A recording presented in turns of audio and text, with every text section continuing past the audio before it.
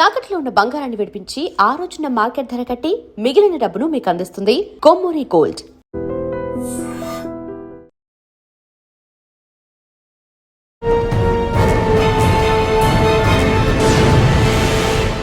Bangkok to Mumbai via Hyderabad 13 కేజీల OG దాదాపు 13 కోట్ల విలువ. వాళ్ళకి తెలీదు స్మగ్లర్స్కి తెలంగాణలో ఒక పెద్ద ఫోర్స్ ఉందని, అది ఈగల్ ఫోర్స్.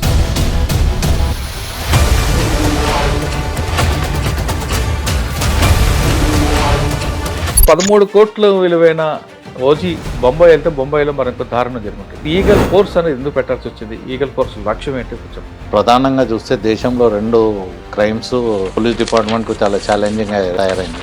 ఒకటేమో సైబర్ క్రైమ్స్, ఇంకోటి నార్కాటిక్స్.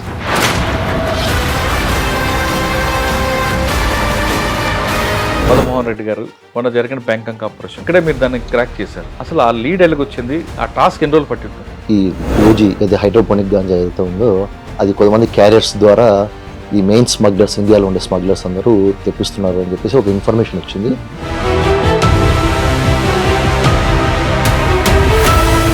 కానీ ఆ రోజు మన బ్యాడ్ లక్ ఏంటంటే సేమ్ ఇన్ఫర్మేషన్ కస్టమ్స్ వల్ల కూడా ఉన్నది.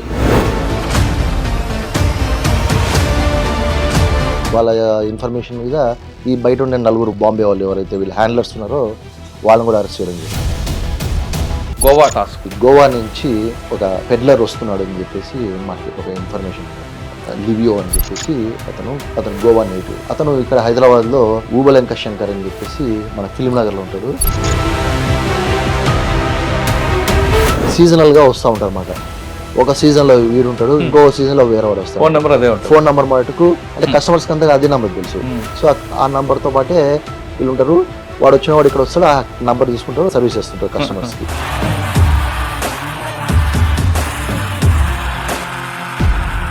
దానికి అలవాటు పడ్డ వాళ్ళకు కూడా పరిస్థితి దారుణంగా ఉంటుంది. మరి ఇటువంటి అలవాటు పడ్డ వాళ్ళకి డిఆర్ఎస్ సెంటర్ పంపడం ఏ విధంగా ఉన్నాయా?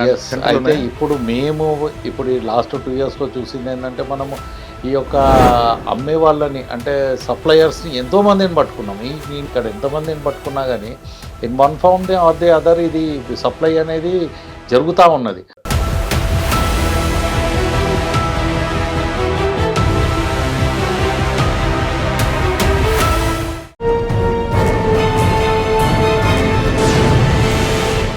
Welcome to crime diaries. Bangkok to Mumbai via Hyderabad 13 కేజీల ఓజీ దాదాపు 13 కోట్ల విలువైంది. అది బ్యాంకాక్ నుండి బొంబాయి తరలించాలి, కానీ వయా హైదరాబాద్ వెళ్ళాలి. వాళ్ళకి తెలీదు స్మగ్లర్స్కి తెలంగాణలో ఒక పెద్ద ఫోర్స్ ఉందని, అది ఈగల్ ఫోర్స్. ఈగల్ ఫోర్స్ ఏంటంటే మన దగ్గర వాడకపోయినా వాళ్ళు మన త్రూ వెళ్తుంది కాబట్టి దాన్ని క్రాక్ చేయాలని ఇక్కడ తెలంగాణ ఈగల్ ఫోర్స్ దిగింది. ఈగల్ ఫోర్స్కి వచ్చిన కరెక్ట్ సోర్స్లో దాన్ని టాస్క్ అంతా చేశారు. తెలంగాణ గవర్నమెంట్కి ఒక ప్రెస్టీజ్ ఇష్యూగా పనిచేసిన ఈగల్ ఫోర్స్ మొత్తం ఆ టాస్క్ ఫోర్స్ అంతా బ్రేక్ చేసింది. దాంతో ముంబై వెళ్ళాల్సిన 13 కోట్ల విలువైన ఓజీ హైదరాబాద్లో పట్టుకున్నారు. పట్టుకోవడమే కాదు, తీసుకొచ్చిన వాడు కాకుండా సప్లై చేసిన వాడు సహా వరకు వెళ్ళారు ఇక్కడ తెలంగాణ ఈగల్ ఫోర్స్. ఆ టాస్క్లో పనిచేసిన ఆఫీసర్సే ఈరోజు మన గెస్ట్. ఈగల్ ఫోర్స్ ఆఫీసర్స్ ఒకరు నరసింహరావు గారు, 2 మదన్మోహన్ రెడ్డి గారు. వీళ్ళందరూ కూడా డైరెక్టర్ సందీప్ సాండిలా గారి ఆధ్వర్యంలో ఒక టీమ్గా ఫామ్ అయ్యి మొత్తం చక్కగా అండర్ గ్రౌండ్ ఆపరేషన్ చేస్తూ వాళ్ళలో కూడా కన్జ్యూమర్గా వెళ్ళడం, కొంతమంది సప్లయర్గా కొంత వెళ్ళడానికి ఒక రకరకాల దీంట్లో వెళ్ళి దాన్ని క్రాక్ చేశారు. దీని అంతటికీ తెలంగాణ గవర్నమెంట్తో పాటు డీజీపీ సివి ఆనంద్ గారి యొక్క ఆదేశాలు, దానికి డైరెక్టర్ గారు చేయడంతో ఆ క్రాక్ అంతా బ్రేక్ అయింది. అంటే ఒక ఆపరేషన్ని మనం ఎవరిని పట్టుకోవడం, వాడిని తీసుకురావడం, అరెస్ట్ చేయడం రిమైండ్ కాకుండా దీని కంప్లీట్గా రూట్స్ వరకు వెళ్ళాలి. ఈ రూట్స్ బ్రేక్ చేయాలని తెలంగాణ గవర్నమెంట్ ఎప్పుడైతే ఈగల్ ఫోర్స్ అని ఒక బ్యూరో ఏర్పాటు చేస్తుందో ఆ బ్యూరోలో పనితీరుని చూపిస్తున్నారు. అసలు బ్యూరో ఎందుకు ఏర్పాటు చేశారు, ఆ బ్యూరో వర్క్ ఎలా జరుగుతుంది, ఈ టాస్క్ ఎలా జరిగిన విషయం వాళ్ళిద్దరిని తెలుసుకుందాం. నరసింహరావు గారు, మదన్మోహన్ రెడ్డి గారు, సార్ నమస్తే అండి. ఫస్ట్ మీకు, మీ టీం అందరికీ కంగ్రాచులేషన్స్. థ్యాంక్ యూ అండి. Thank you. అంటే ఒకవేళ అది ముంబై వెళ్ళిపోయి ఉంటే ఖచ్చితంగా హైదరాబాద్లోనే బ్రేక్ అయ్యేది. బ్రేక్ అయిన తర్వాత అది ఇక్కడ సప్లై అవ్వడం, ఇవన్నీ కాకుండా అసలు డిమాండ్ లేకుండా చేయడం అనేది మీకు ప్రధానంగా కనిపిస్తున్నట్టు. ఎగ్జాక్ట్లీ. ఎక్కడ డిమాండ్ ఆగిపోయిందంటే వాడు సప్లై కూడా ఉంటుంది. ఎగ్జాక్ట్లీ. కానీ ఈ 13 కోట్ల విలువైన ఓజీ బొంబాయి వెళ్తే బొంబాయిలో మరొక దారుణం జరిగి ఉంటుంది. ఇక్కడ క్రాక్ చేశారు కాబట్టి బొంబాయి పోలీస్ సహకారంతో ఏదో రకంగా. అసలు ఈగల్ ఫోర్స్ అనేది ఎందుకు పెట్టాల్సి వచ్చింది? ఈగల్ ఫోర్స్ లక్ష్యం ఏంటి చెప్పండి? మురళి గారు, ఇప్పుడు ప్రధానంగా చూస్తే దేశంలో 2 క్రైమ్స్ పోలీస్ డిపార్ట్మెంట్కు చాలా ఛాలెంజింగ్ తయారైనాయి. ఒకటేమో సైబర్ క్రైమ్స్, ఇంకోటి నార్కాటిక్స్. వీటిని ట్యాకిల్ చేయాలన్న ఉద్దేశంతోన 2023లో government of Telangana cyber security bureau అని, నార్కాటిక్ కంట్రోల్ బ్యూరో అని, యాంటీ నార్కాటిక్ బ్యూరో అని 2 బ్యూరోస్ ఫామ్ చేయడం జరిగింది. ఈ బ్యూరోలో మాకు ఇనిషియల్గా 4 పోలీస్ స్టేషన్స్ సెటప్ చేసినారు. Hyderabad narcotic PS, Warangal, Cyberabad, Rachakonda. Each police స్టేషన్కు ఒక ఎస్హెచ్ఓ, డిఎస్పీ ర్యాంక్ ఆఫీసర్ని ఎస్హెచ్ఓగా పెట్టడం జరిగింది. అదేవిధంగా మిగతా ఏరియాని కూడా ఒక క్లస్టర్స్గా ఫామ్ చేసి ఒక డిఎస్పీ ర్యాంక్ ఆఫీసర్ పర్యవేక్షణలో ఇది పనిచేస్తూ ఉంటుంది. అయితే ఇనిషియల్గా మేము అబ్జర్వ్ చేసింది ఏంటంటే, మొత్తము ఇప్పుడు నార్కాటిక్స్లో పోలీస్ అండ్ ఎక్సైజ్ డిపార్ట్మెంట్కు తెలంగాణలో పవర్స్ ఉన్నాయి ఈ కేసెస్ చేయడానికి. అయితే ఈ కన్విక్షన్ రేట్ అనేది స్టార్టింగ్లో అబ్జర్వ్ చేస్తే మాకు only 11 to 12% of conviction rate ఉండే ఈ ఎన్డీపీఎస్ కేసెస్లో. అయితే దీనికే గల ప్రధాన కారణం ఏంది? ఇప్పుడు బ్యూరో అనేది ఫామ్ అయిన తర్వాత మనం కూడా లా అండ్ ఆర్డర్లో చాలా పనులు ఉంటాయి వాళ్ళకు బందోబస్తు డ్యూటీస్, ఫెస్టివల్స్, రొటీన్ కేసెస్. ఈ ఎన్డీపీఎస్ ఒకటే ప్రధానం కాదు వాళ్ళకి. కానీ మనకు ఒక బ్యూరో ఫామ్ అయినాక మనకు ఇదొకటే కేసు, ఇదొకటే సబ్జెక్ట్ ఉంటుంది కాబట్టి దీన్ని ప్రధానంగా చేసుకొని ఈ యొక్క నార్కాటిక్ ప్రాబ్లమ్ని బ్యూరో ఒక మామూలు లా అండ్ ఆర్డర్ పోలీసు వేరే వాళ్ళు చూసిన దాని విధంగా కాకుండా ఒక 360 degrees యాంగిల్లో ఈ యొక్క ప్రాబ్లమ్ని మనం చూడాలి. దీనికి సొల్యూషన్ కూడా 360 degrees యాంగిల్లో వెతకాలన్న ఉద్దేశంతో చేసిన ప్రయత్నమే ఈ యొక్క కన్విక్షన్ రేట్ అనేది 12% ఉందని అబ్జర్వ్ చేయడం. ఓకే సార్, ఈగల్ ఫోర్స్ అని పెట్టారు కదా 2023లో. ఆ ఈగల్ ఫోర్స్ని అంటే ఎన్ని లేయర్స్ ఉంటాయండి? సప్లైని క్రాక్ చేయడం, అరెస్టులు చేయడం, రిమాండ్ చేయడం, లేదు కన్విక్షన్ రేట్ తీసుకురావడానికి లీగల్ సపోర్ట్ కూడా, మీకు లీగల్ వింగ్ కూడా ఉందా? ఎస్, అంటే ఇప్పుడు నేను చెప్పినట్టు 4 పోలీస్ స్టేషన్స్ కాకుండా మిగతా ఏరియానే ఒక డిఎస్పీ ర్యాంక్ ఆఫీసర్కు పెట్టి ఆర్ఎన్సిసి కింద దాన్ని నామకరణం చేసి పెట్టినాం.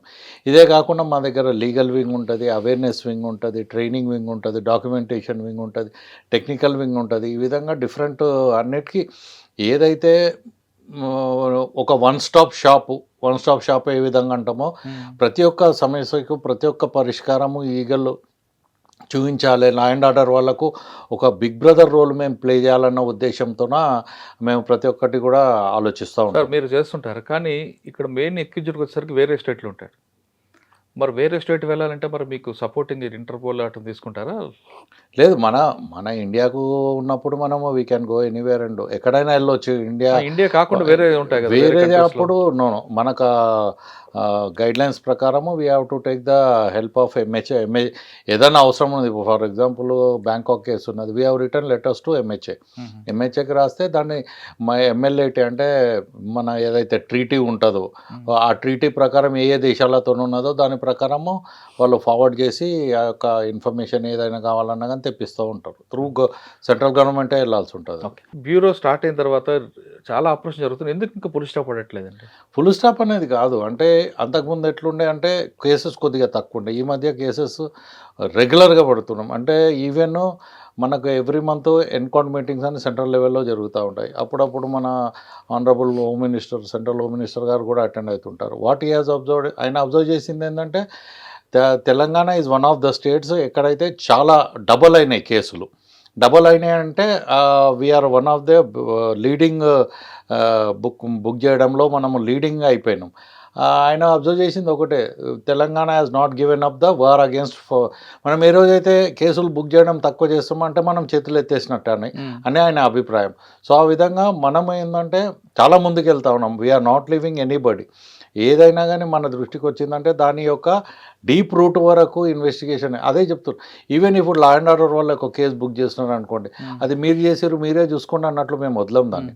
ఇప్పుడు ఒక స్ట్రాంగ్ టెక్నికల్ టీమ్ మా దగ్గర ఉన్నది. వీ హ్యావ్ మెనీ గ్యాడ్జెట్స్ ఉన్నాయి, టూల్స్ ఉన్నాయి, అన్ని మెకానిజమ్స్ ఉన్నాయి. ఒక ఓన్లీ జస్ట్ ఒక నంబరు ద్వారా we don't depend only on the confessions of the accused. వాడు చెప్తేనే మనము ఆ రూట్లో వెళ్ళాలి అన్నట్టు కాదు మాది. ఒక నంబర్ ఒకటి మనకు అక్యూజ్ వచ్చిందంటే ఆ నంబర్ నుంచి డెప్త్గా వెళ్తాము. వాడిని మొత్తము హిస్టరీ అంతా ఆ నంబర్ ద్వారా తీసి వాడిని మళ్ళీ పోలీస్ కస్టడీ తీసుకొని వాడిని క్రాస్ ఎగ్జామిన్ చేయడము, వాటిని మళ్ళా మేము అనలైజ్ చేయడము, దాని యొక్క లెవెల్ ఆ లైన్లో ఇన్వెస్టిగేషన్ వెళ్ళడం అనేది చేయడం వల్లనే we're going to the root of the. కేసుల కోసం ఫోన్లు వాడకుండా ఉంటారు. ఇప్పుడు ఈ యొక్క టైంలో ఫోన్లు వాడకుండా ఎవడో బిజినెస్ చేయలేడు. మేబీ ఒక్కొక్కసారి ఏంటంటే వాళ్ళు కొద్దిగా స్మార్ట్ ఇనఫ్ ఉండి వాట్సాప్ కానీ లేకుంటే అదర్ కాల్స్ కానీ చేస్తూ ఉంటారు. కానీ దాంట్లో కూడా ఇప్పుడు ఎవ్రీబడి అదే విధంగా ఉండాలని లేదు. ఇప్పుడు వీడు హుషారుండి వాట్సాప్ వాడవచ్చు, కానీ అవతలోడు కూడా హుషారు ఉండాలని లేదు కదా. సో అట్లా మా దగ్గర దట్స్ వాట్ ఐఎమ్ థింక్, మా దగ్గర ఉన్న యాప్స్ కానీ గ్యాడ్జెట్స్ కానీ ఎవ్రీ దానికి లింకప్ చేయడానికి అనర్జ్ చేయడానికి మాకు ఆపర్చునిటీ ఉంటుంది. వాట్సాప్ కంటే ఓకే, సిగ్నల్ యాప్లు కూడా వాడి చేస్తుంటారు కొంతమంది. అదే చెప్తున్నాను, అంటే everybody will not be that smart enough కదా. అంటే వాడు పోలీస్ కి అప్పరెండ్ ఉండడానికి ప్రయత్నం చేస్తుంటాడు. ఎక్కడో ఒక దగ్గర చిన్న లూపోలు అయితే పెడతారు కదా మా కోసం, అది అదే దూరడానికి. అదే ఓకే, మీరు చెప్తున్నారు కదా తెలంగాణలో ఎక్కువ ఫోర్స్ పనిచేస్తుందని సెంట్రల్ గవర్నమెంట్ ఐడెంటిఫై చేసింది కాబట్టి, నిన్న మొన్న ఢిల్లీ కూడా ఐబీ దీని మీద ఒక మీటింగ్ కండక్ట్ చేసింది. దానికి మీరు వెళ్ళారా మీ డిపార్ట్మెంట్ నుంచి? ఎస్పీ గారు వెళ్ళారు. దానికి DG rank officers from all the states law enforcement agencies దీని ఎన్డీపీఎస్కు రిలేటెడ్ ఉన్నది. అంటే ఇనిషియల్లీ కొద్దిగా స్లోగా సార్ చెప్పేది ఏంటంటే ఎస్పీ గారు, సో ఆయన కూడా ఓన్లీ ఎస్పీ ర్యాంక్ ఆఫీసర్ కాబట్టి కొద్దిగా భయంగా వెళ్ళి కూర్చున్నాడు. కానీ once the presentation started after lunch sir చెప్తున్నారు, ప్రతి ఒక్క డీజీ గారు వచ్చి అరే మీ ప్రాక్టీసెస్ ఏంది ఎట్లా చేస్తున్నారని ఈయన అడగడం, సార్ ఫోన్ నెంబర్ తీసుకోవడం. So that is the identity what we have created. ఒక టెక్నాలజీ మీద డిపెండ్ కాకుండా ఫుడ్ ఇంటెలిజెన్స్ మీద ప్రయారిటీ ఇస్తున్నారా మీరు? లేదా ఒక ఫోన్ వాడితేనే దొరుకుతాడు, లేదంటే బ్యాంక్ అకౌంట్ల ద్వారా దొరుకుతాడు అనుకుంటున్నారా? లేదు మీకున్న పాత పోలీసింగ్, ట్రెడిషనల్ పోలీసులు ఏ విధంగా అయితే నెట్వర్క్ పెట్టుకుంటారు ఇన్డెప్త్గా, అది కూడా బేసికల్గా ఏదైనా కానీ manual intelligence is very important. Manual intelligence, data bank, మేము పాత డేటా బ్యాంకు ఉంటుంది. ఇప్పుడు ఫర్ ఎగ్జాంపుల్ చిన్నగా చెప్తాను, మేము ఒక ఈగల్ ఫామ్ అయిన తర్వాత ఒకటి కొన్ని గ్యాంగ్స్ ఎట్లా అనర్జ్ చేసినామంటే గోవాలో కానీ బెంగళూరులో కానీ ఆపరేట్ చేస్తున్న ఈ నైజీరియన్స్ వాళ్ళు ఏంటంటే ఒక కార్టెల్ ఏ విధంగా మెయింటైన్ చేస్తున్నారంటే దానికి మన స్టేషన్కు ఎస్హెచ్ఓ ఏ విధంగా ఉంటాడో ఆ లెవెల్లో ఒక మనిషిని పెట్టిరు వాళ్ళు. పెడితే ఇప్పుడు మా దగ్గర స్టేషన్ హౌస్ ఆఫీసర్ ట్రాన్స్ఫర్ అయినాక ఆ ఫోన్ నంబర్ మాత్రం అదే ఉంటుంది. మనిషి ట్రాన్స్ఫర్ అవుతాడు, పేరు చేంజ్ అవుతుంది, కానీ నంబర్ అయితే అదే ఉంటుంది. వాళ్ళు కూడా అదే విధంగా యూజ్ చేస్తున్నారు. మాకు అది ఒక కేసులో ఒక నంబరు మేము అనలైజ్ చేస్తూ ఉంటే మళ్ళీ ఇంకో కేసు ఒక 6 months తర్వాత బ్రేక్ చేస్తే సేమ్ నెంబర్ ఉంది వాంది వీంది, కానీ మనుషులు వేరే. మారిపోయాడా? మనిషి మారిపోయినాడు. వాడు ఎప్పుడైతే ఎక్స్పోజ్ అయిండో వాని హ్యాండ్లర్ ఎవడైతే ఉన్నాడో నైజీరియాలో వీడిని పిలిపించేస్తాడు అనమాట. పిలిపించి వాని ప్లేస్ లో వేరే వచ్చి పంపిస్తున్నాడు. పంపించి సిమ్ ఆ సిమ్ అదే ఉంటుంది, ఎందుకంటే అది అందరికీ తెలుసు కదా number. They will not change that SIM. ఆ సిమ్ అదే ఉన్నది, నంబర్ అదే ఉన్నది, కానీ మనిషి మారుతా ఉన్నాడు. సో అది కూడా మేము పసిగట్టడం జరిగింది. సార్ ఆ ఆపరేషన్లో మీకు అన్ని టెక్నాలజీ సపోర్ట్ ఉంది, కానీ వెపన్ సపోర్ట్ ఉందా? ఎందుకంటే వాళ్ళని పట్టుకున్నప్పుడు చాలా భయంకర సిచ్యువేషన్ వస్తుంటాయి డ్రగ్స్, దీంట్లో గోవాలో బొంబాయిలో చూసినప్పుడు. అటువంటిప్పుడు వాళ్ళు చేస్తే మీకు సపోర్టింగ్గా మీ లైఫ్ థ్రెట్ రాకుండా ఉండడానికి వెపన్స్ ఏమైనా క్యారీ చేస్తున్నారా, లేదు ఉన్న దాంట్లోనే? అంటే ఇనిషియల్గా మాకు అవసరం రాదు అనిపించింది, కానీ ఒకసారి రాజస్థాన్ వెళ్ళినప్పుడు అక్కడ ఒక బిష్నా గ్యాంగ్ని ఒక రిమోట్ ప్లేస్లో పట్టుకోవడానికి వెళ్తే, అంటే వాళ్ళకి తెలియదు మనం పోలీస్ అని, వెళ్తే వాళ్ళు కొద్దిగా మా వాళ్ళ మీద అటాక్ చేయడం జరిగింది. ఒకసారి బెంగళూరులో కూడా జరిగింది. అప్పటి నుంచి మా ఆఫీసర్స్ ఎక్కడ అవుట్ సైడ్ వెళ్ళినా కానీ they are carrying the weapon. సరే, మన అడ్మినిస్ట్రేషన్ అందుకు చెప్పుకొచ్చారు. ఇంకా ఆపరేషన్లు చెప్దాం. First Bangkok operation. Madanmohan Reddy గారు మొన్న జరిగిన బ్యాంకాంగ్ ఆపరేషన్లో 13 kgs ఓజీ బొంబాయి రావాలి, అది హైదరాబాద్ మీదకి వచ్చింది, ల్యాండ్ అయింది కాబట్టి ఇక్కడే మీరు దాన్ని క్రాక్ చేశారు. అంటే బాంబే పోకుండా కాపాడారు. అసలు ఆ లీడ్ ఎలాగొచ్చింది? దాని ఆపరేషన్ మీరు ఆ టాస్క్ ఎన్ని రోజులు పట్టింది? యాక్చువల్గా మనకి లాస్ట్ ఇయర్ నుంచి మనకి ఒక ఇన్పుట్ వచ్చిందనమాట. ఏమని, ఈ బ్యాంకాక్ నుంచి ఈ ఓజీ ఏదైతే హైడ్రోపోనిక్ గాంజా ఏదైతే ఉందో అది కొంతమంది క్యారియర్స్ ద్వారా ఈ మెయిన్ స్మగ్లర్స్, ఇండియాలో ఉండే స్మగ్లర్స్ అందరూ తెప్పిస్తున్నారు అని చెప్పేసి ఒక ఇన్ఫర్మేషన్ వచ్చింది. దాని మీద మన టెక్నికల్ టీము ఇవన్నీ ఆ ఇన్ఫర్మేషన్ డెవలప్. 1 year నుంచి మీరు ఆపరేషన్ ఫాలో అవుతున్నారా? సో ఆ విధంగా ఫాలో అవుతున్నప్పుడు మనకి ఈ ఇయర్లో మనకు ఒక పర్టికులర్గా ఒక క్లూ వచ్చిందనమాట. జనవరి 29th జనరల్గా మనకి బ్యాంకాక్ నుంచి ఫ్లైట్ హైదరాబాద్కి ఎర్లీ మార్నింగ్ 1 o'clock వస్తుంది. సో ఆ రోజు మనకి 29th ఈరోజు బ్యాంకాక్ నుంచి క్యారియర్స్ వస్తున్నారని చెప్పేసి మనకి ఇన్ఫర్మేషన్ వస్తే మనం ఆ రోజు వెళ్ళడం జరిగిందన్నమాట అక్కడికి. మనం ఎవరైతే ఈ క్యారియర్స్ని రిసీవ్ చేయడానికి వచ్చారో బాంబే నుంచి కొంతమంది వచ్చారన్నమాట, ఇండివిజువల్స్ ఒక 4 వచ్చారు. సో వాళ్ళ వీళ్ళు ఇక్కడ పికప్ చేసుకోవడానికి శంషాబాద్కి. సో అయితే వాళ్ళని మనం ఐడెంటిఫై చేయడం జరిగింది. వాళ్ళు మనం అంతా ఒకటే చోట ఉన్నాము ఎయిర్పోర్ట్లో. కానీ ఆ రోజు మన బ్యాడ్ లక్ ఏంటంటే సేమ్ ఇన్ఫర్మేషను మన కస్టమ్స్ వాళ్ళు కూడా ఉన్నది. సో ఎప్పుడైతే ఈ ప్యాసింజర్స్ ఎవరైతే ఫ్లైట్ నుంచి దిగారో వాళ్ళని ఇమ్మీడియట్గా లోపలనే వాళ్ళు క్యాచ్ చేసినారు. వాళ్ళ ఇన్ఫర్మేషన్ మీద ఈ బయట ఉండే 4 బాంబే వాళ్ళు ఎవరైతే వీళ్ళు హ్యాండ్లర్స్ ఉన్నారో వాళ్ళని కూడా అరెస్ట్ చేయడం జరిగింది. సో ఆ రోజు తర్వాత మనకి ఇంకా ఎక్కువ ఇన్డెప్త్గా దాని గురించి ఇన్ఫర్మేషన్ డెవలప్ చేయడం జరిగింది అనమాట. సో ఆ ప్రాసెస్లో ఉండగా మనకి ఈ మంత్ April 7th రోజు మార్నింగ్ కస్టమ్స్ వాళ్ళు మనకి ఇన్ఫర్మేషన్ ఇచ్చారు. ఏమని, ఈ గుజరాత్ సంబంధించిన మోసిన్ అనే వ్యక్తి గంజా తీసుకొచ్చు పట్టుబడ్డాడు, మాకు ఒక 12 kgs. తర్వాత అతనితో పాటు ఉన్న హర్షద్ అని అతను తప్పించుకొని పారిపోయాడు. తర్వాత కుమార్ అని చెప్పేసి అతను కూడా పారిపోయాడు. ఇంకొకరు సంజయ్ అని చెప్పేసి కూడా, సూరజ్ అని చెప్పేసి అతను కూడా పారిపోయాడు అని చెప్పేసి మనకి ఇన్ఫర్మేషన్ పాస్ చేస్తే ఆ ఇన్ఫర్మేషన్ మీద ఆ రోజు మన డైరెక్టర్ సారు మొత్తం అందరి టీమ్స్ అన్నిటిని అలర్ట్ చేశాడు. ఎందుకు చెప్పారండి వాళ్ళు? వాళ్ళకి ఆల్రెడీ వాళ్ళు ఎయిర్పోర్ట్ దాటి బయటకు వచ్చేసారు అనమాట. ఎయిర్పోర్ట్లో ఒకరిని పట్టుకున్నారు, మోసిన్ అని అతను పట్టుకున్నారు, గుజరాత్ సెకండ్ టైం. అంటే ఆల్రెడీ వాళ్ళు అప్పటికే పట్టుకున్నారు. కానీ ఈ పర్టికులర్ కేసులో మనం ఏదైతే ఇప్పుడు డిస్కస్ చేస్తున్నామో ఆ కేసులో మోసిన్ వాళ్ళు పట్టుకున్నారు. హర్షద్ అనే అతను వచ్చేసి అతను కూడా గుజరాతీ. ఫస్ట్ టైం ఒకసారి దొరికారు కస్టమ్స్. అవును. ఒకసారి దొరికిన తర్వాత వాళ్ళు మళ్ళీ తిరిగి శంషాబాద్ ఎందుకు ఎంచుకుంటారండి? ఎంచుకోరే అంటే ఇది రెగ్యులర్గా వాళ్ళు వస్తూ ఉన్నారు. ఎయిర్పోర్ట్ లో విజిలెన్స్ ఉందంటే వాళ్ళు రారు కదా, ఇంకో ఎయిర్పోర్ట్కి వెళ్తారు కదా. అవును. ఈ విధంగా వాళ్ళు మన ఇండియాలో చాలా ఎయిర్పోర్ట్స్ కూడా టచ్ చేస్తున్నారు. బాంబే టచ్ చేస్తున్నారు, అహ్మదాబాద్ టచ్ చేస్తున్నారు, కోల్కతా టచ్ చేశారు. అంటే మనకున్న ఇన్ఫర్మేషన్ ప్రకారం ఇప్పటి వరకు అయితే సెకండ్ టైం కస్టమ్స్ వాళ్ళు మనకి లీడ్ ఇచ్చారు. ఓకే, లీడ్ ఇచ్చిన తర్వాత తప్పిపోవడంతో మనకి లీడ్ ఇచ్చారు. సో సార్కి ఇన్ఫర్మేషన్ వచ్చిన వెంటనే డైరెక్టర్ సార్కి మొత్తము మన ఈగల్ ఫోర్స్ మొత్తాన్ని అలర్ట్ చేసి సార్ అన్ని టీమ్స్ని ఏదైతే హర్షద్ అనే వ్యక్తి ఎవరైతే తప్పించుకున్నారో అతని మీద పంపించారు. సో ఆ క్రమంలో అందరం ఫాలో చేస్తున్నాం అన్నమాట. సో టెక్నికల్ ఎవిడెన్స్, తర్వాత మాన్యువల్ ఎవిడెన్స్, సీసీ కెమెరాలు చూడడము, అవి ఇవి అని. ఈ క్రమంలో ఆ రోజు ఈవినింగ్ అరౌండ్ 8 o'clock ఆ టైం తర్వాత మనకి ఈ హర్షద్ అనే వ్యక్తి, సందీప్ వాస్వాని అనే వ్యక్తి, ఇద్దరు కూడా బిహెచ్ఎల్ బస్ స్టాప్లో 13 kg ఓజీ గంజాతో వాళ్ళు అక్కడ ఉన్నారు. మన టీమ్స్ వెళ్ళి వాళ్ళని పట్టుకోవడం జరిగిందన్నమాట. వాళ్ళు పట్టుకున్న వెంటనే వాళ్ళు చెప్పిన విషయాలు మనకి ఏంటంటే, ఈ విధంగా మాకు ఈ సూరజ్ పాల్ అనే వ్యక్తి ఒక అతను ఉన్నాడు, ఇతను మమ్మల్ని పంపించాడు ఇక్కడికి.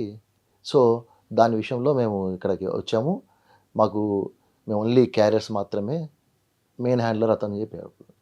తర్వాత మనము టెక్నికల్ ఎవిడెన్స్, తర్వాత వీల్ ఎవిడెన్స్లు అన్నీ కలెక్ట్ చేసుకొని చూస్తే యాక్చువల్గా ఈ సూరజ్ పాల్ కంటే మెయిన్ వ్యక్తి వచ్చేసి హేమంగ్ కెలుస్కర్ అని చెప్పేసి ఇతను మెయిన్ కింగ్ పిన్ అని తెలిసింది. సరే, ఈ హేమంగ్ కెలుస్కర్ గురించి మనము విచారిస్తే వీళ్ళ ఫాదర్ వచ్చేసి ప్రమోద్ కెలుస్కర్ అని చెప్పేసి ఇతను బాంబేలో ఈ అశ్విన్ నాయక్ అనే గ్యాంగ్స్టర్ దగ్గర వాడు రైట్ హ్యాండ్ అనమాట వాళ్ళ ఫాదర్, ప్రమోద్ కెలుస్కర్. అతను పూర్వం అంతా ఈ స్మగ్లింగ్ చేసేవాడు, ఈ గోల్డ్ కానీ, cigarette smuggling, red sandalwood smuggling, ఇవన్నీ చేస్తుండేవాళ్ళు. సో ఆ విధంగా ఆ ప్రాసెస్లో వీళ్ళకి ఒకసారి వీళ్ళ ఫాదర్కి, ప్రమోద్ కెలుస్కర్కి, తర్వాత ఈ హేమంగ్ కెలుస్కర్కి ఇద్దరి మీద కూడా కస్టమ్స్ వాళ్ళు ఒక 60 crores దాకా ఫైన్ కూడా ఇంపోజ్ చేశారు. సో ఈ ప్రాసెస్లో వాళ్ళకి ప్రాఫిట్స్ తగ్గడం మొదలుపెట్టాయి గోల్డ్లో. తర్వాత ఈ రెడ్ శాండల్వుడ్ కూడా ఎక్స్పోజ్ అయింది వీళ్ళది. సో నెక్స్ట్ ఈ హేమంగ్ కెలుస్కర్ ఏం చేశాడంటే, మన ఇండియాలో ఈ హైడ్రోపోనిక్ గంజాకి మంచి డిమాండ్ ఉంది, ప్రాఫిట్స్ కూడా ఎక్కువ ఉన్నాయని చెప్పేసి తెలిసి అతను ఇది స్మగ్లింగ్ చేయడం స్టార్ట్ చేశాడు అనమాట. అంటే యాక్చువల్గా వాళ్ళ ఫ్యామిలీ బిజినెస్ అంతా స్మగ్లింగ్లో ఉన్నారు. అదే సో ఆ పాత స్మగ్లింగ్ వదిలేసి కొత్త స్మగ్లింగ్లోకి వచ్చాడు అనమాట. అంతకుముందు వీళ్ళకి కొన్ని బిజినెసెస్ ఉండేవి దుబాయ్లో కూడా. ఆ బిజినెసెస్ అన్ని క్లోజ్ చేసుకొని వీళ్ళు థాయిలాండ్లో జల్వా అని చెప్పేసి ఒక క్లబ్ ఓపెన్ చేసుకున్నారు. దానికి వాళ్ళ తమ్ముడు సుధాంశు అని చెప్పేసి ఉంటాడు. వాళ్ళ తమ్ముడు అక్కడ మేనేజ్మెంట్ చేస్తుంటాడు, వీడు ఇక్కడ నుంచి దాన్ని మేనేజ్ చేస్తుంటాడు అనమాట. సార్ ఈ మొత్తం చెప్తున్న ఎపిసోడ్లో మెయిన్ కిన్ పిన్ కొంత డబ్బులు తీసుకొచ్చి నానక్రమ్ కూడా ఆ ఏరియాలో కూడా క్లబ్ పెట్టాలని ప్రయత్నం చేశాడు, నిజమనేది? అయితే ఈ క్రమంలో వీళ్ళు ఈ ఓజీ గంజాలో కానీ ఈ హైడ్రోపోనిక్ గంజాలో వీళ్ళు విపరీతంగా సంపాదించడం మొదలుపెట్టారు అనమాట. సో అక్కడేమో వాళ్ళకి 5 lakhs అంతకంటే ఎక్కువ ఖర్చు అవ్వట్లేదు. ఇక్కడ వచ్చేసరికల్లా వీళ్ళకి దాదాపు 1 CR దాకా వస్తుంది. అరౌండ్ అంటే ఖర్చులు పోంగా అవి పోంగా వీళ్ళకి ఒక కేజీ మీద 80 to 85 lakhs మిగులుతున్నాయి.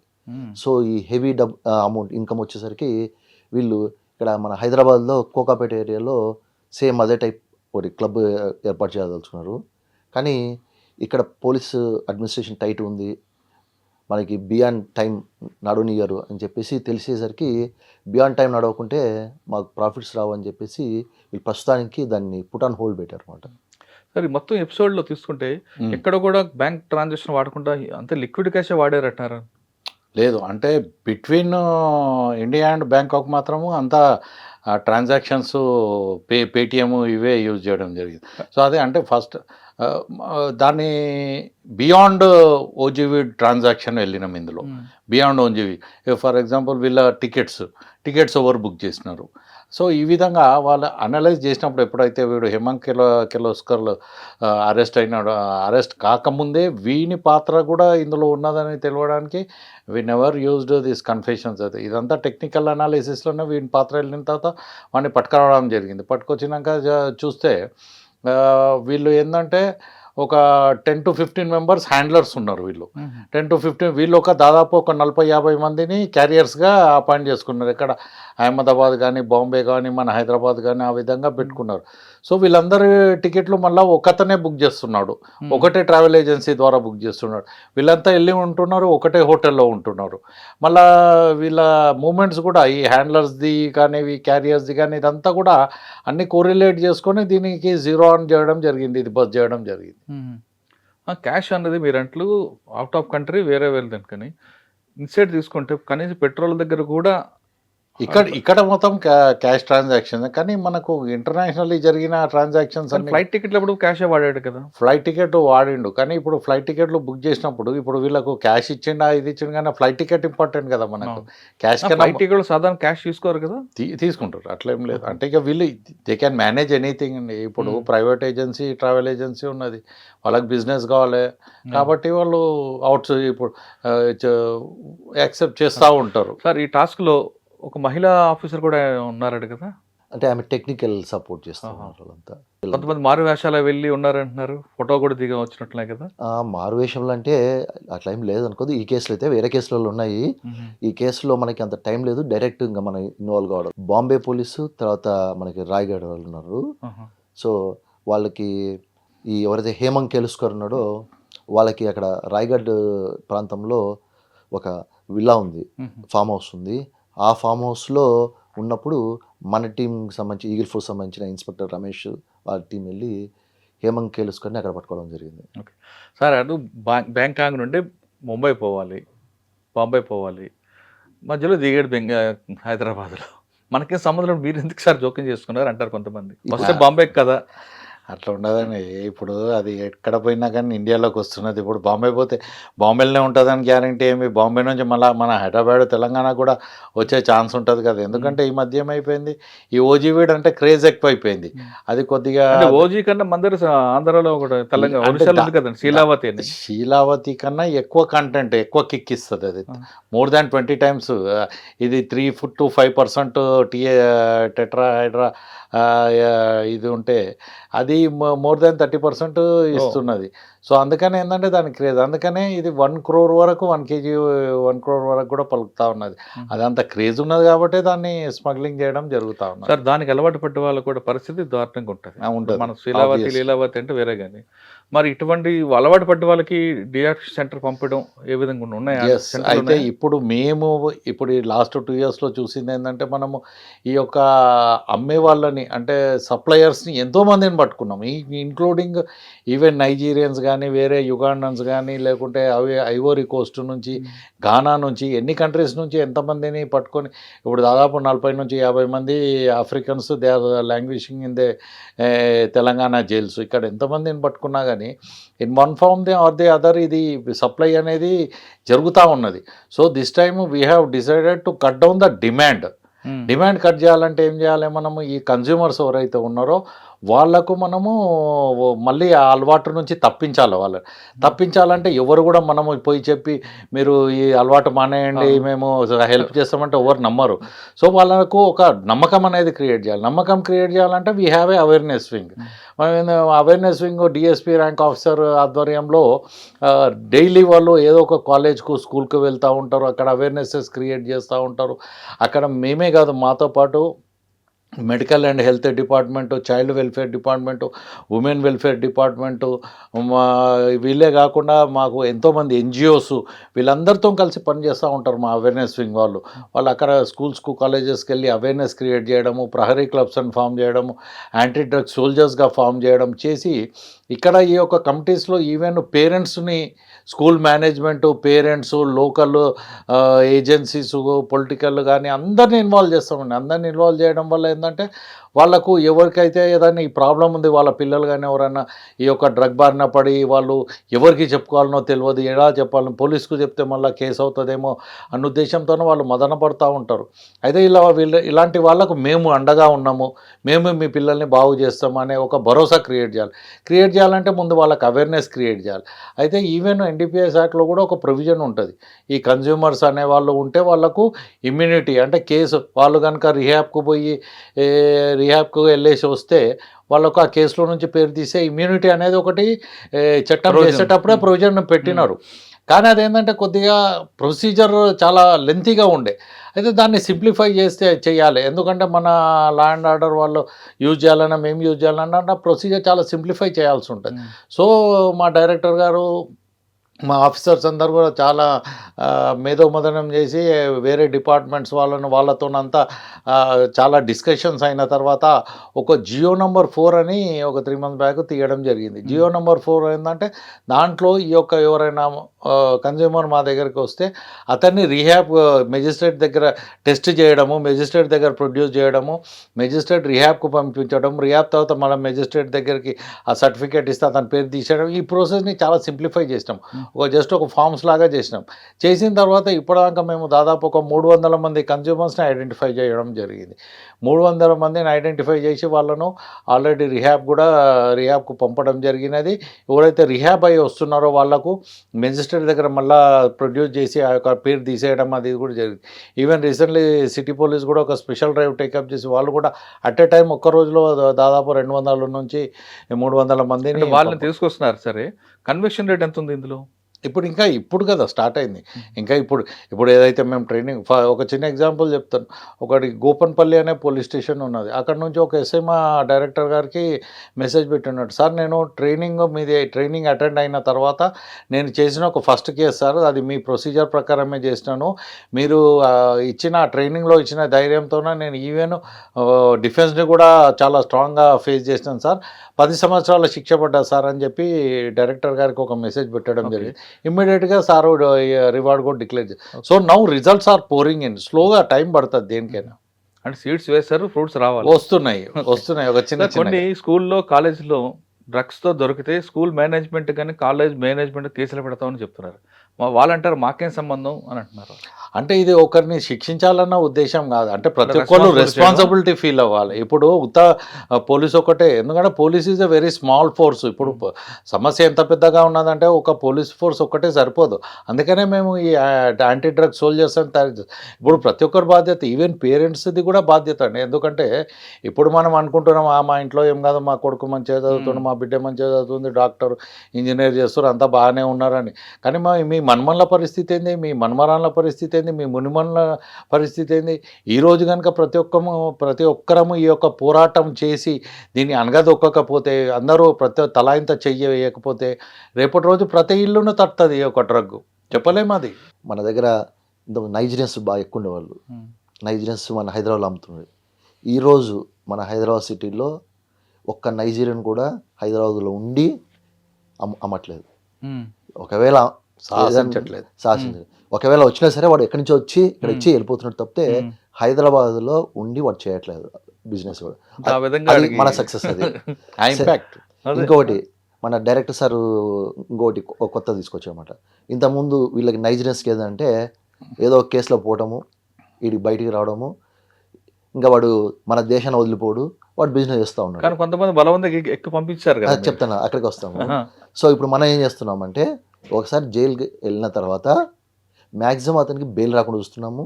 ఒకవేళ బెయిల్ వచ్చినా సరే వెంటనే అతని మీద మూవ్మెంట్ రెస్ట్రిక్షన్ ఆర్డర్ తీసుకొని డిటెన్షన్ సెంటర్స్లో పెట్టి కేసుని అంతా కంప్లీట్ చేసి తర్వాత వాళ్ళ దేశానికి డిపోటేషన్ చేస్తాం. అది బలవంతంగా ఫ్లైట్ ఎక్కిస్తున్నారు, టికెట్ అది డిపోటేషన్ చేస్తాం. అది అంటే లీగల్ ప్రాసెస్.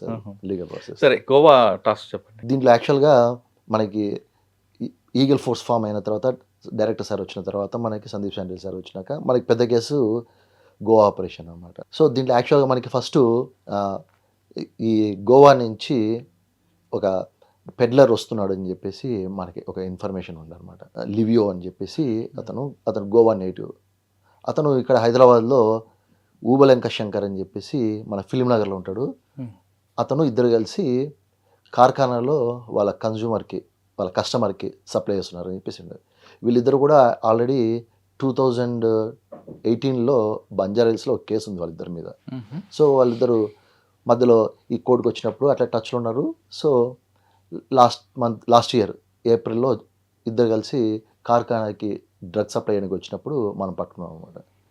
పట్టుకొని వాడిని మన ఇంట్రాక్షన్ చేస్తే ఎవరైతే లివియో ఉన్నాడో అతను ఏం చెప్పాడంటే, నాకు గోవాలో పలానా బెంజమిన్ అన్న అతను నాకు ఇస్తాడు అని చెప్పేసి చెప్పామన్నమాట.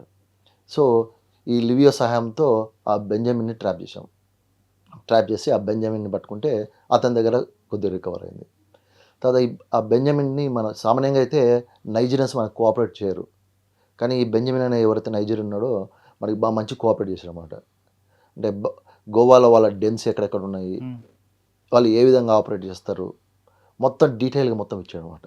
ఆ ఇన్ఫర్మేషన్ మీద ఫస్ట్ మన టీమ్స్ వెళ్ళి అక్కడ మనకి మెయిన్ వచ్చేసి 2 లొకేషన్స్ ఇచ్చాడనమాట. అంటే ఇతను బెంజమిన్ ఆపరేట్ చేసే ఏరియా వచ్చేసి పర్రా ఏరియా, అక్కడ మపూసాలో పర్రా ఏరియా అని ఉంటుంది. సో అక్కడ ఈ వైట్ హౌస్ అని ఒకటి ఉంది, జెర్రీ హౌస్ అని ఇంకొక హౌస్ ఉంది. దీనిలోనే ఎక్కువ నైజీరియన్స్ ఉన్నారు, ఇక్కడి నుంచి ఆపరేట్ చేస్తున్నారు అని చెప్పారు. సో మన టీమ్స్ అక్కడికి వెళ్ళి ఏదైతే జెర్రీ హౌస్ ఉందో ఆ జెర్రీ హౌస్లో మన వాళ్ళు కూడా అదే హౌస్లోనే రూమ్ రెంట్కి తీసుకొని అక్కడే వాచ్ చేశారు. తర్వాత ఈ ప్రాసెస్లో మన డైరెక్టర్ సార్ కూడా వెళ్ళారు అక్కడికి.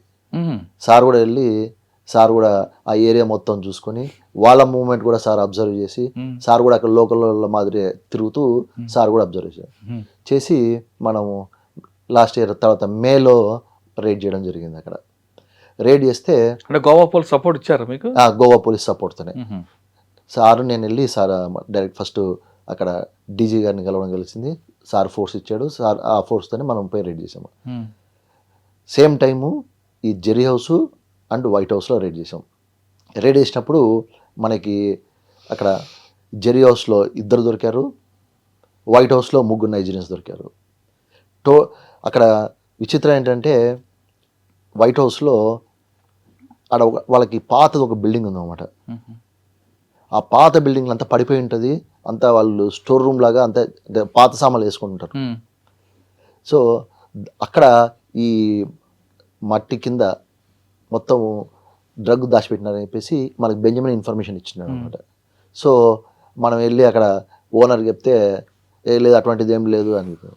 సరే మన తాళమని ఇవ్వనంటే నేను తాళం ఇవ్వను అది అని చెప్పేసింది. తర్వాత మన బలవంతం చేసి అది ఇది చేస్తే ఇది డిస్ప్యూట్లో ఉంది, నేను ఓపెన్ చేయలేను అది చెప్పాను. సో మన అట్లా ఒక 2-3 అవర్స్ పర్సుయేషన్ తర్వాత తాళం పగలగొట్టి చూస్తే లోపల మనకి ఈ పాత సామాన్లు మట్టి కింద మొత్తం దొరికింది అనమాట. దాంట్లో మనకి దాదాపు 5200 పిల్స్ దొరికాయి, ఎక్స్ట్రసీ పిల్స్. తర్వాత విచిత్రం ఏంటంటే ఈ వీళ్ళు నైజీరియన్స్ మన పాత కాలంలో పూర్వం ఏదైతే పద్ధతులు వాడతామో ఆ పద్ధతులు అన్నమాట. ఈ మట్టి కింద తవ్వి లేదా ఇంకా వాళ్ళ ఉండే అకామిడేషన్కి బయట కాంపౌండ్ వాళ్ళు ఆనుకొని ఓపెన్ ప్లేస్లో మట్టి తవ్వి అక్కడెక్కడ దాచిపెట్టేటోళ్ళు అనమాట. సో ఆ విధంగా మనము కొకేను మోర్ దాన్ 1/2 కిలో రికవర్ చేసాము. సో 5 మెంబర్స్ నైజీరియన్స్ అరెస్ట్ చేసినాము, 1/2 కిలో పైన కొకేను. ఆ బిల్డింగ్ ఓనర్ని అరెస్ట్ చేశారా? బిల్డింగ్ ఓనర్ టెనెంట్స్ కదా వీళ్ళందరూ. సో ముందు అబ్జెక్షన్ చేశాడు కదా, అక్కడే మనం చేయలేదు. అయితే అక్కడ పోయినాక మనకి తెలిసిన విషయం ఏంటంటే వీళ్ళు అకామిడేషన్ అక్కడ ఉంటారు, మార్నింగ్ అంతా రూమ్లో రెస్ట్ ఉంటారు. ఈవినింగ్ తర్వాత వీళ్ళు రూమ్ నుంచి బయటకు వచ్చి, అంటే అక్కడ గోవాలంతా పరా ఏరియా మపూసా ఏరియా అంతా అవుట్స్కట్స్ అన్నమాట. సో ఒక చోట పొదలలో ఉంటారు, అక్కడ పోయి ఉండి అక్కడి నుంచి ఆపరేషన్ స్టార్ట్ చేస్తారు వీళ్ళు. ఏమైనా కాల్స్ వస్తే అక్కడి నుంచే పోతారు, అక్కడే పోయి వాళ్ళు సర్వీస్ చేసేస్తారు, మళ్ళీ వచ్చి అక్కడే పొదలలో ఉంటారు అన్నమాట. ఎందుకంటే రూమ్ దగ్గర నుంచి ఫ్రీక్వెంట్ మూవ్మెంట్ చూస్తే ఓనర్ కానీ డౌట్ రావచ్చు, లేకపోతే పెట్రోల్ జిల్లింగ్ చేసే పోలీసులు కానీ డౌట్ రావచ్చు. కాబట్టి వీళ్ళు ఏం చేస్తారు, ఈ చీకటి ప్రదేశాలలో ఉంటూ చీకటి ప్రదేశాలను చేస్తుంటారు. అట్లే వీళ్ళు చేసే డెలివరీ కూడా ఐసోలేటెడ్ ప్లేసెస్లోనే చేస్తారు, చీకటి ఉండి ప్లేసెస్లో వేస్తుంటారు. ఎందుకంటే ఎవరు కనపడకుండా ఉండేట్లు. తర్వాత ఇంతకుముందు సార్ చెప్పాడు మీకు, వీళ్ళందరూ కూడా వీళ్ళ బాసెస్ కొంతమంది ఉంటారు, వీళ్ళు బాయ్స్ కొంతమంది ఇక్కడ ఉంటారు. సీజనల్గా వస్తూ ఉంటారు అన్నమాట. ఒక సీజన్లో వీడు ఉంటాడు, ఇంకో సీజన్లో వేరే వాడు వస్తాడు. ఫోన్ నెంబర్ మటుకు అంటే కస్టమర్స్కి అంతా అదే నెంబర్ తెలుసు. సో ఆ నెంబర్తో పాటే వీళ్ళు ఉంటారు. వాడు వచ్చిన వాడు ఇక్కడ వస్తాడు, ఆ నెంబర్ తీసుకుంటాడు, సర్వీస్ చేస్తుంటారు కస్టమర్స్కి. ఈ క్రమంలో మన ఈ ఇంటరాగేషన్లో మనకు తెలిసింది ఏంటంటే మన నెక్స్ట్ ఫస్ట్ అంటే అంతకుముందు వరకు మన పోలీస్ ఇన్వెస్టిగేషను ఇంతవరకు ఉండేది అన్నమాట. వాడు డ్రగ్ ఎక్కడి నుంచి తెచ్చుకుంటున్నాడు, డ్రగ్ ఎవరికి సప్లై చేస్తున్నాడు, డ్రగ్ రికవరీ ఏంటంటే స్టాప్ చేస్తున్నాడు. కానీ మన ఈగల్ ఫోర్స్ ఫామ్ అయినాక డైరెక్టర్ సార్ వచ్చిన తర్వాత మనం ఏం చేస్తున్నాము, ఫర్దర్ ఇన్వెస్టిగేషన్ చేయడం మొదలుపెట్టాము. ఈ డబ్బులన్నీ ఎక్కడ పోతున్నాయి? ఈ క్రమంలో మనకి వీళ్ళు చెప్పింది ఏంటంటే మేము కలెక్ట్ చేసిన డబ్బులు వారంలో సోమ మంగళవారాలలో మేము పలానా అది కూడా కలెక్ట్ చేసుకునే వాళ్ళు డైరెక్ట్ వచ్చి కలెక్ట్ చేసుకోరు. మళ్ళీ దానిలో కొన్ని లొకేషన్స్ ఉన్నాయి, ఆ లొకేషన్కి వెళ్తే వాడు వచ్చి డబ్బులు కలెక్ట్ చేసుకొని వెళ్తాడు. సో ఈ విధంగా మేము సోమ మంగళవారాలలో పలానా లొకేషన్కి పోతాము, వాళ్ళు వచ్చి డబ్బులు. ఇంకా కొద్ది ఇన్వెస్టిగేట్ చేస్తే గోవాలో మపూసా మార్కెట్లో సంగీత మొబైల్స్ అని ఒకటి ఉంది. సో ఆ సంగీత మొబైల్స్ వాడు మా దగ్గర డబ్బులు కలెక్ట్ చేస్తున్నాడు అని చెప్పేసి, మన పేరు ఉత్తమ్ సింగ్ అనమాట, వాడు వాడి పిల్లలు కలిసి కలెక్ట్ చేస్తున్నాడని తెలిసింది.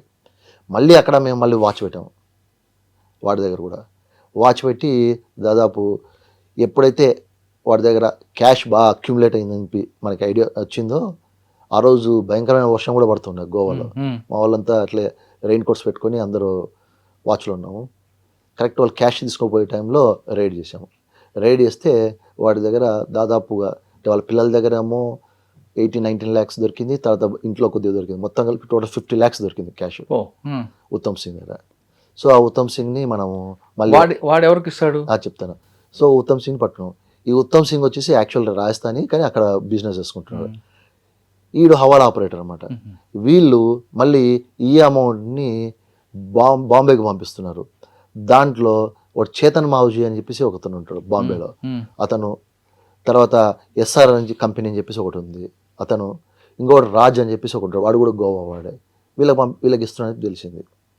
సో తర్వాత మళ్ళీ మనము మొత్తం ఒక గ్యాప్ ఇచ్చేసినమాట, ఒక 1-2 months గ్యాప్ ఇచ్చి మళ్ళీ టీమ్స్ దాదాపుగా ఒక 15-20 టీమ్స్ ఫామ్ చేసుకొని సెప్టెంబర్, లాస్ట్ ఇయర్ సెప్టెంబర్లో గణేష్ టైంలో బాంబే మీద దాడి చేయడం జరిగింది. ఆ రోజు కూడా బాగా పెద్ద వర్షం పడుతుంది బాంబేలో, అది గణేష్ టైంలో రైడ్ చేస్తే మనకి చేతన్ మావజీ దగ్గర వచ్చేసి మనకి 15 lakhs దొరుకుతుంది. తర్వాత ఈ ఇంకో కంపెనీ, ఈ ఏదైతే హవాలా కంపెనీ ఉందో, జగన్లాల్ కంపెనీ అనమాట, అది వాళ్ళ దగ్గర వచ్చేసి మనకి 2.85 crores క్యాష్ దొరికింది. సో మిగతా వాళ్ళ దగ్గర కొద్ది కొద్ది దొరికింది. సో మనం ఆ కేసులో దాదాపుగా హవాలా ఆపరేటర్స్ని ఆల్ ఓవర్ ఇండియా, మన అప్పుడు టీమ్స్ ఎక్కడికి వెళ్ళినాయి, బాంబే వెళ్ళినాయి, గుజరాత్ వెళ్ళినాయి, ఢిల్లీ వెళ్ళినాయి, రాజస్థాన్ వెళ్ళినాయి. సో ఇన్ని స్టేట్స్లో ఏకకాలంలో 20 టీంలు రైడ్ చేసి మొత్తం హవాలా ఆపరేటర్స్ అందరూ పట్టుకొచ్చి వాళ్ళందరూ రిమాండ్ చేయడం జరిగింది. సార్ ఇందులో ఈ రేట్లో దొరికిన గంజాయి కానీ ఓజీ కానీ ఏం చేస్తారు? ఈ క్యాష్ని సీజ్ చేస్తారా లేదంటే ఇన్కమ్ ట్యాక్స్కి ఇస్తుంటారా? క్యాష్ని సీజ్ చేస్తాము, కోర్టులో చేస్తాము. ఏదైతే ఈ గంజా వాటిని డ్రగ్ అయితే ఈ గాంజా ఎట్లున్నదంటే ఇప్పుడు సీజ్ అయిన తర్వాత ప్రొసీజర్ ప్రకారం దాన్ని మెజిస్ట్రేట్ దగ్గర ప్రొడ్యూస్ చేసి దాన్ని శాంపుల్స్ తీస్తాం అనమాట. శాంపుల్స్ తీసిన తర్వాత మిగతాది అట్లనే మల్కానాలో పెట్టేసి ఎఫ్ఎస్ఎల్ రిపోర్టు వచ్చిన తర్వాత, ఎఫ్ఎస్ఎల్ రిపోర్ట్ ఎప్పుడైతే వస్తుందో వచ్చిన తర్వాత డ్రగ్ డిస్పోజల్ కమిటీ అని ప్రతి డిస్ట్రిక్ట్లో ఉంటుంది. ఆ డ్రగ్ డిస్పోజల్ కమిటీకి ఇది ఇవ్వడం జరిగితే వాళ్ళు డిస్పోజ్ చేస్తారు. ఎందుకంటే దీన్ని పోలీస్ దగ్గరనే పెట్టుకుంటే దీన్ని మళ్ళా రొటేట్ చేస్తారు, పోయిందంటారు, థెఫ్ట్ అయిందంటారు, అలాంటివన్నీ ఉంటాయి. కాబట్టి దీన్ని ఇమీడియట్గా ఎఫ్ఎస్ఎల్ రిపోర్ట్ రాగానే డ్రగ్ డిస్పోజల్ కమిటీకి హ్యాండ్ ఓవర్ చేస్తారు. సార్ మీరు చెప్పిన గోవా టు ముంబై ఆపరేషన్లో అంత ఈజీగా అవదు. అందుకే లోకల్ పోలీస్ సపోర్ట్ ఉండాలి, వాళ్ళ ఇన్ఫర్మేషన్ వస్తుంది, మీరు పట్టుకున్నప్పుడు వాళ్ళు మీ మీద దాడులు చేస్తుంటారు. ఇటువంటి సంఘటనలు ఎదురయ్యా మీకు? బాంబే ఆపరేషన్లు అయితే మనకి ఏమంత ఏం ప్రాబ్లం రాలేదు, గోవాలో కూడా ఏం ప్రాబ్లం రాలేదు. అంటే వాళ్ళు పట్టుకోగానే సరెండర్ అయిపోతారు సార్? మనకి ఒకటి అంటే మన ప్లానింగ్ ఆ విధంగా ఉందన్నమాట. సో మన ఛాన్స్ ఎవరికి ఇవ్వలేదు. అంటే ఎవరంటే మన ఇప్పుడు మిగతా రాష్ట్రాల్లో తెలుగు రాష్ట్రాల్లో దొరికినంత ఈజీగా దొరకడు అక్కడ. అంటే ఇక్కడ పోలీస్ అనగానే భయపడతారు, అక్కడ మన పోలీసులు చూస్తుంటారు కాబట్టి. ఇప్పుడు మా టీం ఏదైతే వెళ్తుందో ఒక 1 week 2 weeks అట్లా వాచ్ చేస్తారు. చూసి అక్కడ వాడిని డైలీ మూమెంట్ అబ్జర్వ్ చేసి వాడిని క్లీన్ లిఫ్ట్ చేయొచ్చా లేకుంటే లోకల్ పోలీస్. ఇప్పుడు క్లీన్ లిఫ్ట్ చేయొచ్చు అనుకోండి, క్లీన్ లిఫ్ట్ చేస్తే ఏమవుతుందంటే మనకు కొద్దిగా అవకాశం ఉంటుంది వాడిని ఇంట్రాగేషన్ చేయడానికి తీసుకొచ్చిన తర్వాత. కానీ పబ్లిక్ లిఫ్ట్ చేస్తే ఐడెంటిఫై అయిపోతుంది. అది క్లీన్ లిఫ్ట్ కానప్పుడు ఏమైపోతుంది, డెఫినెట్గా లోకల్ పోలీసు హెల్ప్ తీసుకునే చేస్తాం. అది కోర్టులో ట్రాన్సిట్. యాక్చువల్గా గోవాలో ఏమైందంటే డైలీ వాళ్ళు మన వాళ్ళు చూసుకుంటున్నారు. మనం ఏదైతే లిఫ్ట్ చేసినామో ఆ రోజు నైజీరియన్ వచ్చి మన వాళ్ళకి గుడ్ మార్నింగ్ సార్ అని ఎందుకు అంటే గుర్తు పోలీస్ అంతే లేదు, క్యాజువల్ అయిపోయినాడు. రోజుగా కనబడతా ఉంటారు కదా, కలుస్తా ఉంటారు, చేస్తుంటారు. ఈయన కూడా గోవా టూరిస్ట్ టూరిస్ట్ అనుకొని చెప్పేసి అట్లా అంటే అంతా కలిసిపోయారు అన్నమాట మన వాళ్ళు అక్కడ. ఇమ్మీడియట్గా డౌట్ లేకుండా. సార్ ఫైనల్గా చెప్పండి, కేవలం ఓజీలు వీటి మీద ఉంటుందా లేదా మత్తు పదార్థాలు అన్నిటి మీద ఈగల్ ఫోర్స్ దృష్టి ఉంటుందా? అంటే వైట్ లైన్ ఉంటాయి, రకరకాలు. ఇప్పుడు అదే చెప్తున్నాను, అంటే ఒక్క దగ్గర మేము ఆగట్లేదు. ఇప్పుడు మేము చేసుకుంటూ ఫస్ట్ ఏంటంటే ముందు ఈ సింథటిక్ డ్రగ్స్ ఆపాలి. ఎందుకంటే గాంజా అనేది ఇప్పుడు మనకు అందరికీ తెలుసు ఆంధ్ర ఒరిస్సా బార్డర్ నుంచి వస్తుంది. ఇప్పుడు అక్కడ కొత్త గవర్నమెంట్ వచ్చిన తర్వాత వాళ్ళు కూడా కొన్ని చర్యలు తీసుకుంటున్నారు. వాళ్ళకు ఆ యొక్క క్రాప్ పెట్టకుండా వేరే కమర్షియల్ క్రాప్స్ ఎంకరేజ్ చేద్దామని. సో అది కనుక జరిగిందంటే ఒక క్రాప్ ఆగిపోయిందంటే సప్లై కూడా చాలా మటుకు ఆగిపోతుంది. అదేం పెద్ద ప్రాబ్లం కాదు. కానీ మనకేంటంటే ఈ సింథటిక్ డ్రగ్స్తోనే ప్రాబ్లం. ఏవైతే కొకైన్ అలాంటివి వస్తున్నాయో అవుట్ సైడ్ ది కంట్రీ నుంచి, కాబట్టి వీటిని తెచ్చేటోళ్ళు మెయిన్గా డీల్ చేసేటోళ్ళు ఓన్లీ ఆఫ్రికన్ కంట్రీస్ వాళ్ళు. సో వీళ్ళ మీద దృష్టి పెట్టి మనం అదే గోవా ఆపరేషన్ చేయడం జరిగింది. గోవాను ఆల్మోస్ట్ క్లీన్స్ చేసినాము. గోవాలో ఒక స్టాన్లీ అనే అతన్ని అరెస్ట్ చేసాము. దాదాపు more than 1 crore worth of drugs పట్టుకోవడం జరిగింది.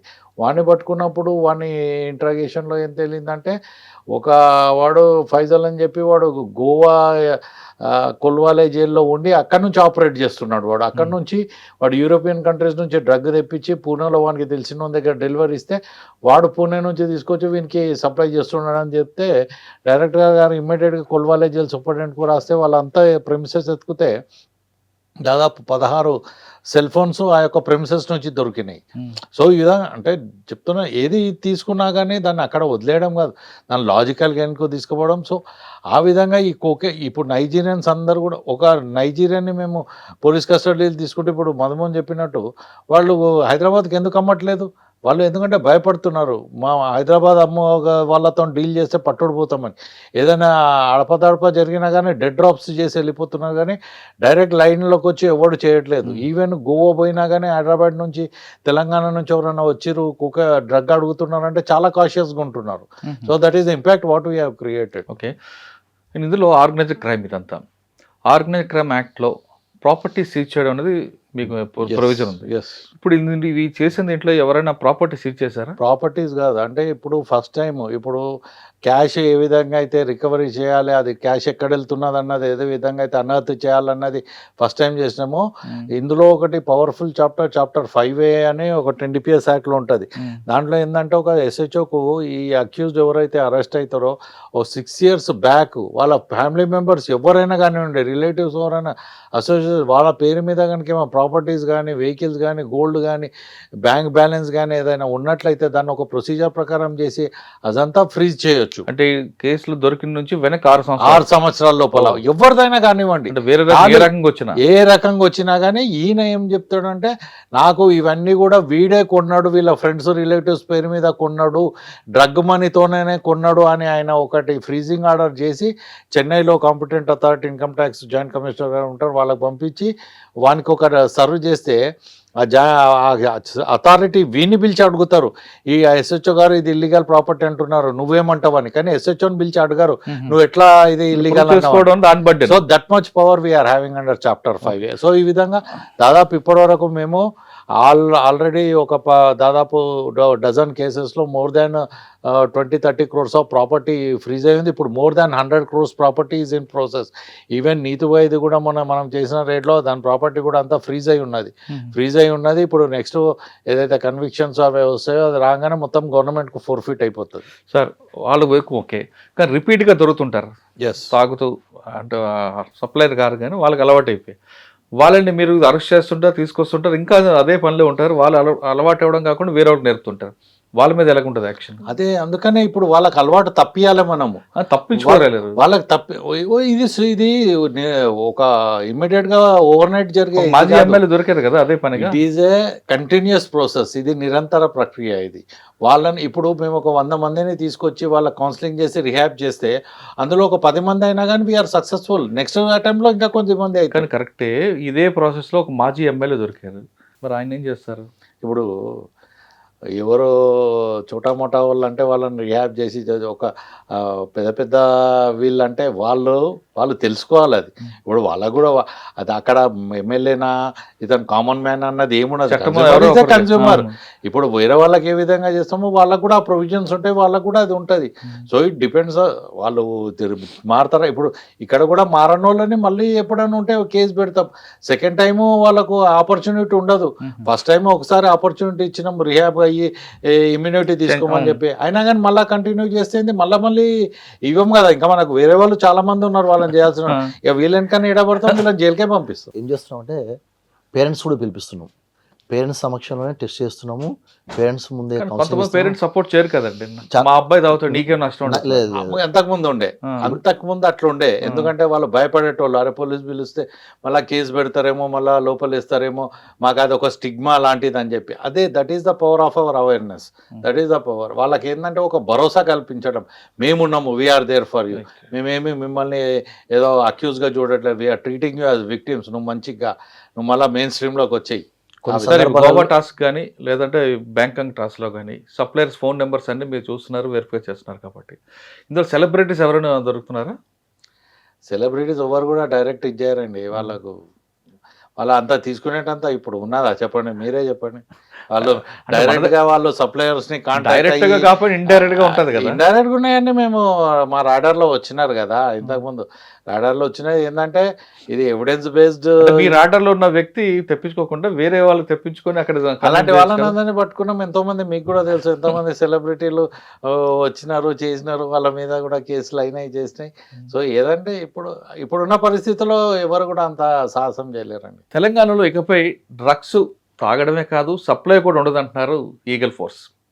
తెలంగాణ స్టేట్లో జరగకపోవచ్చు, కానీ ఇటువైపు నుంచి వెళ్తే మాత్రం ఈగల్ అనేది ఖచ్చితంగా పట్టుకుంటుంది.